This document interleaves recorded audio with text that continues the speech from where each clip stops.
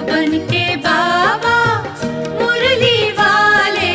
आपकी तुलना में कोई न आता, कोई न आता हो। ओम शांति। आज प्यारे बाप दादा के अव्यक्त मधुर महावाक्य हैं 7 जून 2026 और रिवाइज डेट है 31 मार्च 2010। आज की अव्यक्त मुरली के सार में वृक्षपति बाबा ने विशेष स्मृति दिलाते कहा कि तुम पूर्वज हो। फिर विजुअलाइज कराया कि कल्प वृक्ष के झाड़ में देखो अपना स्थान कौन सा है।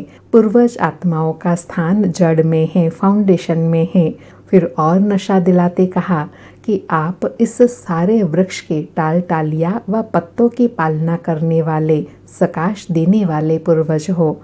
बाबा कहे पूर्वज के साथ पूज्य भी हो। तना द्वारा लास्ट पत्ते को भी सकाश मिलती है। तो बाबा पूछे अपने को सारे वृक्ष को सकाश देने वाले अनुभव करते हो। नशा रहता है कि हम पूर्वज और पूज्य हैं। फिर बाप समान बनने के लिए कहा कि जैसे आप सभी पूर्वज आत्माओं की पालना बाप ने की, तो बाप ने कैसे पालना की? शक्तियों से। वैसे आप भी पूर्वज के नाते से शक्तियों द्वारा उन्हों की पालना करने वाले हो। फिर विजुअलाइज कराते कहा कि देखो सभी आत्माएं दुखी हैं, पुकार रही हैं अपने अपने देवी देवताओं को, आओ हमारी रक्षा करो, हमें शांति दो, हमें शक्ति दो। फिर नशा दिलाते कहा कि बाप दादा ऐसी पूज्य और पूर्वज आत्माओं को देख खुश होते हैं। बाप के दिल में बार बार यही गीत बजता, वह मेरे सर्व वृक्ष के पूर्वज और पूज्य आत्मा वह। और तीव्र पुरुषार्थ की विधि बताई कि रोज रात को सोने के पहले, बाप दादा को गुड नाइट करने के पहले अपने सारे दिन का पोतामेल देना। अच्छा किया या बुरा किया, जो भी किया वह बाप को पोतामेल देके अपने बुद्धि को खाली करके गुड नाइट करना और बाप की याद में सो जाना। फिर आपकी नींद बहुत अच्छी होगी। पहले अपने को खाली करना, बुद्धि में कोई बात नहीं रखना। बाप के रूम में सारा पोतामेल सच्ची दिल का दे दिया तो आपको धर्मराजपुरी में जाने की आवश्यकता नहीं रहेगी। सच्चे दिल पर साहिब राजी हो जाएगा। सुनते हैं प्यारे बाप दादा के अव्यक्त अनमोल मधुर महावाक्य। आज की अव्यक्त मुरली का सार है, पूर्वज और पूज्य के समान में रहे, मनसा द्वारा सर्व की पालना करो, पूरे वृक्ष को सकाश दो।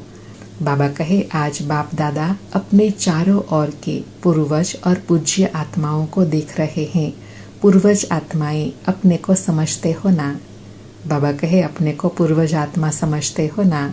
पूज्य आत्माओं का निवास कहाँ है? बाबा पूछ रहे हैं पूज्य आत्माओं का निवास कहाँ है? अपने जाड़ को सामने लाओ, उसमें देखो आपका स्थान कहाँ है। बाबा विजुअलाइज करा रहे हैं, हम भी विजुअलाइज करते जाएंगे कि सृष्टि रूपी वृक्ष में हमारा स्थान कहाँ पर है। बाबा कहे जानते हो कि आप पूर्वजों का स्थान जड़ में है। जाड़ के जड़ में भी है, तना में भी है।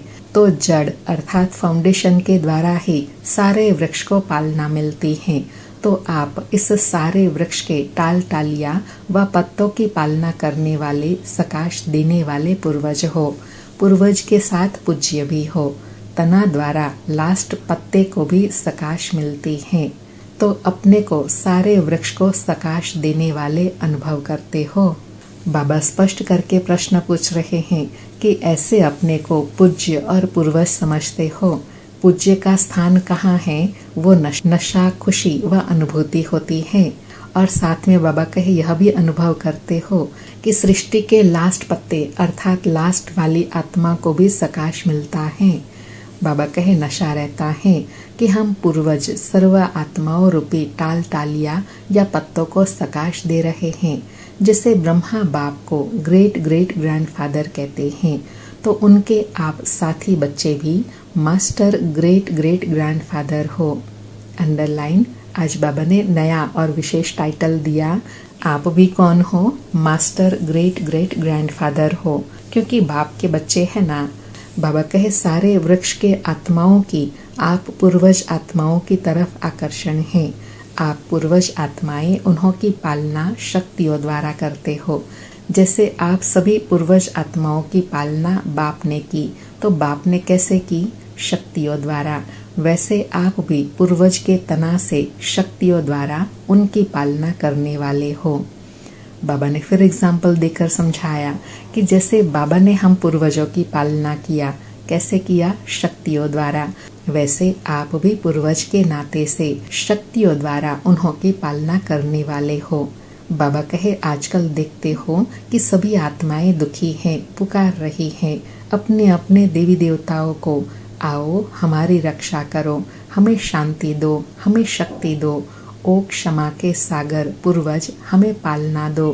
तो यह आवाज आप पूर्वज आत्माओं के कानों में सुनाई दे रहा है। बाबा कहे पुकार सुनाई दे रही है। अनुभव करते हो कि हम ही पूर्वज हैं। सारे वृक्ष में देखो जो अन्य धर्म वाली आत्माएं भी है, तो वृक्ष में टालियां होने के कारण वह भी आपको उसी नजर से देखते हैं। उन्हों के भी पूर्वज आप ही हो। बाबा और नशा और स्वमान दिला रहे हैं कि सभी धर्म की आत्माओं का कनेक्शन भी कहाँ है? तना से है। तो आप उनके भी पूर्वज हुए। बाबा कहे कोई भी धर्म वाली आत्माओं से आप जब मिलते हो तो यह समझते हो कि यह भी हमारे ही वृक्ष की टालियां हैं। वह भी जब आपस में मिलते हैं तो समझते हैं कि यह अपने हैं। अपनेपन का अनुभव उन आत्माओं को भी हो रहा है और होना है। तो इतना नशा, इतना अंदर में आप लोगों के पास रहम आता है। वह चिल्ला रहे हैं रहम करो। तो अभी समय अनुसार आप सभी पूर्वज आत्माओं को मनसा द्वारा शक्तियों की पालना करनी है। उन्हों को आवश्यकता है। अर्थात बाबा कहे वर्तमान समय अनुसार अभी आपकी वंशावली को शक्तियों की पालना की आवश्यकता है। बाबा कहे तो जितना आप अपने पूर्वज के नशे में रहेंगे उतना ही आप द्वारा उन्हों की पालना होंगी। वैसे भी देखो किसी की भी पालना लौकिक में भी बड़ों से होती है। वही उन्हों के शरीर के खाने पीने, पढ़ाई जो सोर्स ऑफ इनकम है उनका प्रबंध करते हैं। तो जैसे बाप ने आप सभी बच्चों की भिन्न भिन्न शक्तियों से पालना की है, वैसे अभी आपका कार्य है सारे वृक्ष के टालियों और पत्तों की पालना करना। बाबा कहे जैसे आपने पालना ली ना, अब आपको औरों की पालना करनी है। बाबा कहे ऐसा उमंग आप पूर्वज आत्माओं को आता है, नशा है, पूर्वज भी हो। देखो सारे ड्रामा में जितनी आप आत्माओं की कायदे प्रमाण पूजा होती है, उतनी पूजा कोई भी महात्मा धर्म पिता की नहीं होती। आपकी पूजा नियम प्रमाण आरती होना, भोग लगाना, ऐसी किसी की भी नहीं होती। गायन देखो आपका कायदे प्रमाण कीर्तन होता है, किसी का भी ऐसे गायन नहीं होता। तो आप पूर्वज के साथ पूज्य भी हो। बाबा नशा दिलाकर समान में स्थित करा रहे हैं कि आप पूर्वज भी हो और पूज्य भी हो। जितनी पूजा, मान्यता व कीर्तन आपके होते हैं और किसी का सारे कल्प में नहीं होता। बाबा कहे ड्रामा में आप जैसा पूजन और गायन किसी का भी नहीं है। बाप दादा ऐसी आप पूर्वज और पूज्य आत्माओं को देख कितना खुश होते हैं। बाप के दिल से बार बार यही गीत बजता, वाह मेरे सर्व वृक्ष के पूर्वज और पूज्य आत्माएं वाह। तो आजकल बाप दादा आप सभी बच्चों को जो आपका स्वमान है, बाप समान संपन्न संपूर्ण बनने का वही रूप देखने चाहते हैं। उसके लिए एक बात बच्चों को ध्यान में रखनी है। कौन सी? बाप दादा ने देखा कि सभी बच्चे पुरुषार्थ बहुत अच्छा भी करते हैं, लेकिन सदा शब्द हर एक को अपने पुरुषार्थ में ऐड करना है, अटेंशन देना है। बाबा कहे सब बातों में बच्चे ध्यान देते हैं, लेकिन किस बात पर अंडरलाइन करना है? सदा शब्द पर। सदा वह स्थिति रहे, सदा श्रेष्ठ पुरुषार्थ, तीव्र पुरुषार्थ चलता रहे। बाबा कहे बाप दादा बच्चों से पूछते हैं कि जैसे बाप दादा आप सभी बच्चों को श्रेष्ठ स्वमानधारी आत्मा के रूप में देखते हैं, वैसे आप अपने को भी ऐसे स्वमानधारी समझते हो। अर्थात बाबा जितना ऊंचा दृष्टि से हम बच्चों को देखते हैं, क्या उतनी श्रेष्ठ स्थिति में रहकर हम अपने आप को देखते हैं? बाबा कहे बाप दादा ने देखा कि बच्चे भी चाहते हैं कि हम भी अपने राज्य में चले। अब घर जाना है, यह भी गीत मन में गाते रहते हैं। अब घर जाना है, अब रिटर्न जर्नी करनी है। इसके लिए बाप दादा ने पहले ही कहा कि सारा समय अपने को कोई न कोई सेवा में बिजी रखो। बाप दादा ने देखा कि सेवा की रुचि, सेवा का उमंग उत्साह अभी भी बच्चों में है।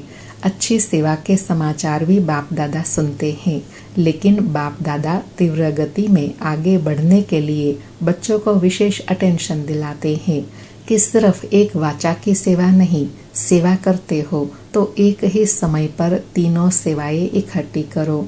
मनसा द्वारा सकाश दो, वाचा द्वारा ज्ञान दो और कर्मणा द्वारा अर्थात अपने संपर्क द्वारा, संबंध द्वारा, चेहरे द्वारा ऐसी सेवा करो जो उसका भी प्रभाव साथ साथ सेवा में हो।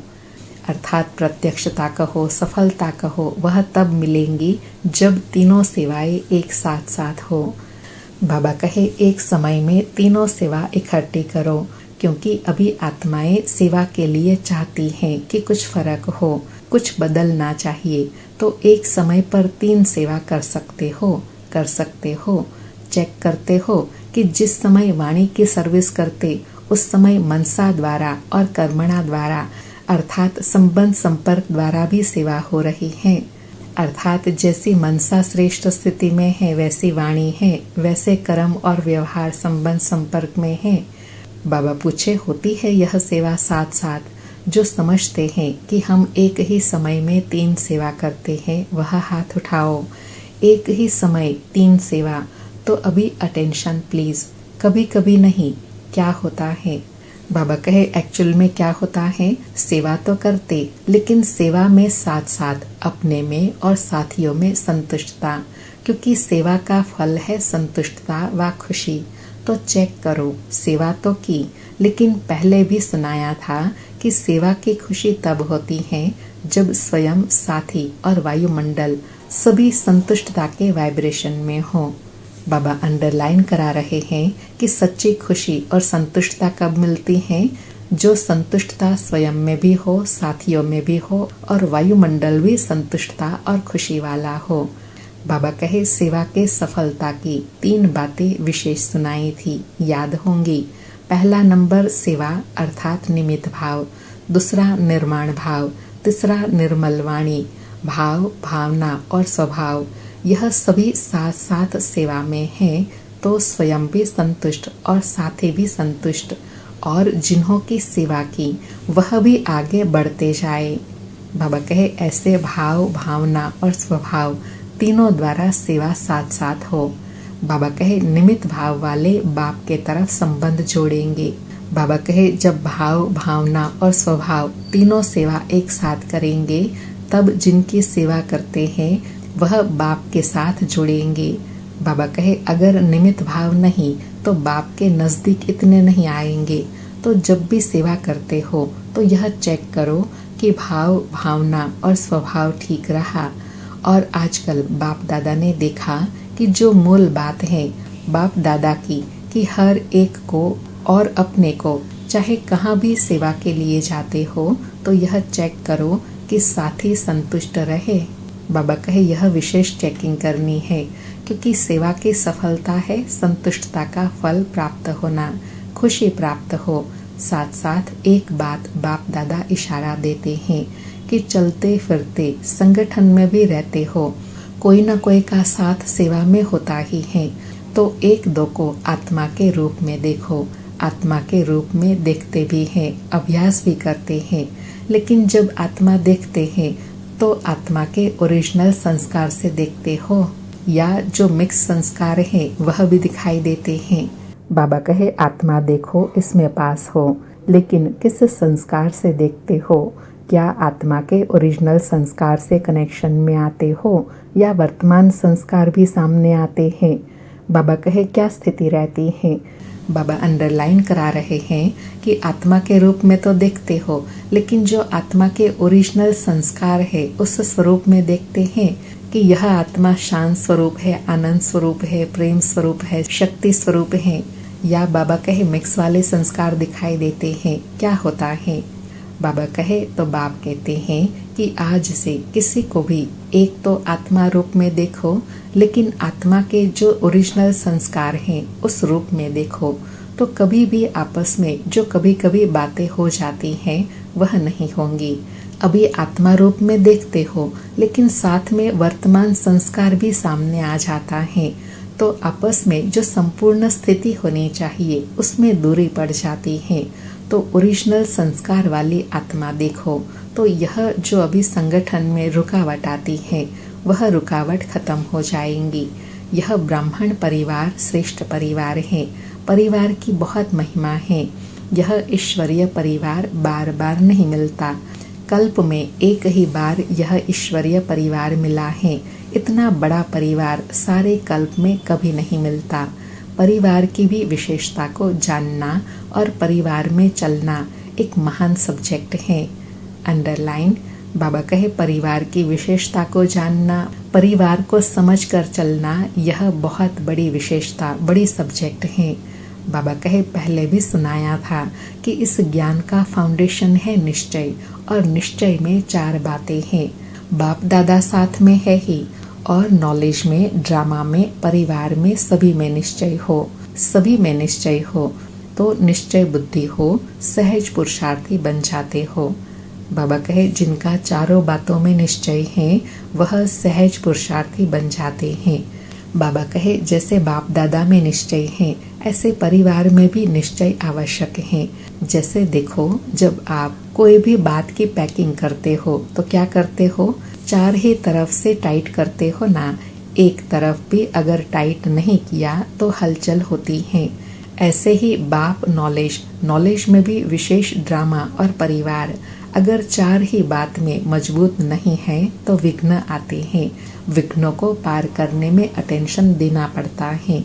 इसलिए परिवार की पहचान, परिवार से प्यार, एक दो को समझना, यह बहुत आवश्यक है। बाबा अंडरलाइन करा रहे हैं कि जैसे समय मूल्यवान है, ऐसे ब्राह्मण परिवार भी मूल्यवान है। इसलिए एक दो की विशेषता को जानकर समझकर आपस में बहुत प्यार से चलना है। बाबा कहे पूर्वज हो, पूज्य हो, तो यह बातें भी अपने में या साथियों में लानी है। क्या भी हो, नंबरवार तो है ना। बाबा कहे हर एक का अपना अपना पार्ट है, लेकिन हमें अपनी श्रेष्ठ स्थिति और दृष्टिकोण श्रेष्ठ बनाए रखना है।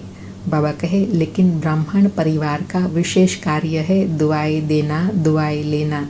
कई बच्चे कहते हैं कि दूसरा क्रोध करता है, अभी दुआ लेंगे कैसे, दुआ तो लेगा नहीं, क्रोध करेगा।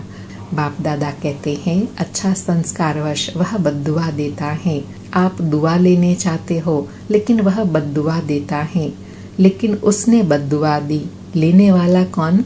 लेने वाले आप हो या वह है? वह देने वाला है, आप लेने वाले हैं, तो उसकी बद्दुआ आपने ली क्यों? बाबा ने बहुत गुह्य बात समझाई कि देने वाला कुछ भी देवे, लेकिन आप वह चीज वैसे ही क्यों लेते हो। उस समय यह स्मृति रहे कि मुझे क्या लेना है और क्या नहीं लेना है। बाबा कहे अगर आत्मा को ओरिजिनल संस्कार से देखो तो आपको रहम आएगा। स्वयं भी सेफ रहो, बद्दुआ लो नहीं, लेने वाले आप हो, न दो न लो। बाबा कहे देने वाला कुछ भी देवे, लेकिन हम लेवे ही नहीं तो वह हमारे पास नहीं आएंगे ना। बाबा कहे बाप दादा सभी बच्चों को होमवर्क देते हैं कि कभी भी किसी को आत्मा रूप में देखो, वर्तमान संस्कार के रूप में नहीं देखो, अर्थात आत्मा की ओरिजिनल स्टेज में देखो, जिसको बाबा सतो प्रधान अवस्था कहते हैं ना। बाबा कहे आत्मा कहा तो उस आत्मा के जो निजी संस्कार हैं, उस निजी संस्कार के रूप में संबंध में भी आओ, तो दृष्टि में भी उस दृष्टि से देखो। तो यह जो विघ्न पड़ते हैं, जिसके कारण पुरुषार्थ में तीव्रता नहीं आती है, तो अभी वृत्ति बदलेंगे, दृष्टि बदलेंगे तो बातें समाप्त हो जाएंगी। किसी की क्या भी बातें देखते हो, बाप दादा ने पहले भी कहा है, तो सदा आप ब्राह्मण परिवार का एक एक का फर्ज है शुभ भावना शुभ कामना देना और शुभ भावना शुभ कामना लेना। बाबा ने फिर अंडरलाइन कराया कि चाहे कोई क्या भी दे, लेकिन आपको नहीं लेना है। आपको शुभ भावना शुभकामना देनी है और लेनी है। बाबा कहे उस संस्कार से देखो और चलो। एक और भी बात बताते हैं। बाबा कहे और भी एक बात बताते हैं, पहले भी बताया है। तो कहाँ कहाँ संगठन में कभी कभी पर दर्शन, पर चिंतन और पर मत के तरफ आकर्षित हो जाते हैं। अभी इन तीनों पर को काट दो, एक पर रखो। वह एक पर है परोपकार। परोपकार करना है, पर उपकारी है। ब्राह्मणों का स्वभाव है परोपकारी, पर दर्शन नहीं। यह पर काट दो। यह तीनों बहुत नुकसान देते हैं। इसलिए अपना स्वमान सदा यही याद रखो कि मुझ ब्राह्मण आत्मा का स्वमान ही है परोपकारी। बाबा कहे इन तीनों पर को काटने के लिए कौन सा स्वमान स्मृति में रहे कि मैं ब्राह्मण आत्मा परोपकारी हूँ। यह तीनों पर नुकसान करने वाले हैं। इसलिए सदा परोपकारी के स्वमान में स्थित रहेंगे तो सहज इन तीनों पर से परे रहेंगे। बाबा कहे तो दूसरी सीजन में बाप दादा हर एक बच्चे में यह परिवर्तन देखने चाहते हैं। हो सकता है बाप दादा मुबारक देते हैं, एक दो को अटेंशन दिलाते रहना। क्या करना? रोज रात को सोने के पहले बाप दादा को गुड नाइट करने के पहले अपने सारे दिन का पोतामिल देना। अच्छा किया या बुरा किया, जो भी किया वह बाप को पोतामिल देके अपने बुद्धि को खाली करके गुड नाइट करना और बाप की याद में ही सो जाना। फिर आपकी नींद बहुत अच्छी होगी। पहले अपने को खाली करना, बुद्धि में कोई बात नहीं रखना। बाप के रूप में सारा पोतामिल सच्ची दिल का दे दिया तो आपको धर्मराजपुरी में जाने की आवश्यकता नहीं पड़ेगी। बाबा ने लाइट हल्का होने के लिए कहा कि सोने के पहले, गुड नाइट करने के पहले अपने सारे बोझ, सारे दिन की दिनचर्या बाबा को सुना दो और फिर हल्के होकर गुड नाइट करके बाबा की गोद में सो जाओ। तो नींद भी अच्छी आएंगी और स्थिति भी सवेरे अच्छी रहेंगी। फिर अमृत वेला भी अच्छा होगा और ऐसी दिनचर्या बनाने से फिर धर्मराजपुरी में जाने से भी बच जाएंगे। बाबा कहे सच्ची दिल पर साहिब राजी हो जाएगा। तो होमवर्क मिला, एक तो अपने पूर्वज और पूज्य स्वरूप की सेवा चलते फिरते कर सकते हो। बाप ने देखा यह जनक बच्ची ने तबीयत खराब होते कराची की सेवा में विशेष मनसा सकाश दी। चाहे निमित्त कोई भी है, लेकिन इसने प्रैक्टिकल में किया।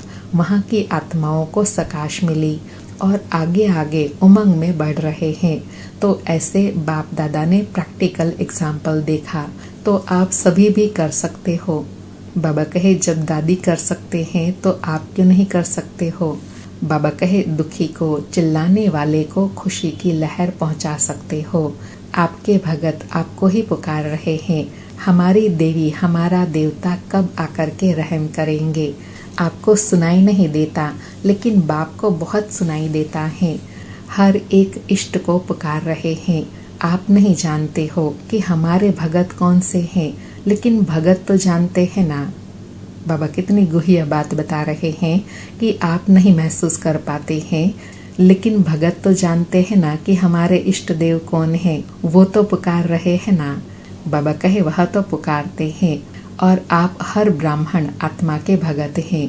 चाहे ढीले हो, चाहे होशियार हो, भगत आपके भी हैं। क्योंकि जड़ में बैठे हो ना, तो आपका सकाश का पार्ट है। तो अभी मनसा सेवा को बढ़ाओ और जितना बिजी रहेंगे उतना निर्विघ्न रहेंगे। अंडरलाइन, जितना बिजी रहेंगे उतना निर्विघ्न रहेंगे।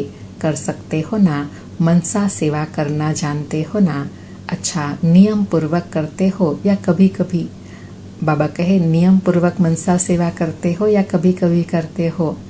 बाबा कहे अगर कभी कभी करते हैं तो उसको रेगुलर करो, और अगर थोड़ी करते हो तो उसको और बढ़ाओ। क्योंकि सारे कल्प का आधार अभी की सेवा का फल है। चाहे पुजारी बनेंगे, चाहे राज्य अधिकारी बनेंगे, दोनों का आधार अभी की सेवा, अभी की अवस्था, अभी का बोल, अभी का संबंध संपर्क है। इसलिए बाप दादा यही चाहते हैं। क्या चाहते हैं कि जितनी परसेंटेज अभी है उससे बढ़नी चाहिए। वैसे तो बाप दादा पहले से ही कहते हैं करना है तो अभी करो, कभी नहीं। अर्थात अभी नहीं तो कभी नहीं। बाप दादा को कभी के गीत बहुत सुनाते हैं, बहुत अच्छे अच्छे करके सुनाते हैं, लेकिन बाप दादा को कभी के गीत अच्छे नहीं लगते, अभी अभी के गीत अच्छे लगते हैं।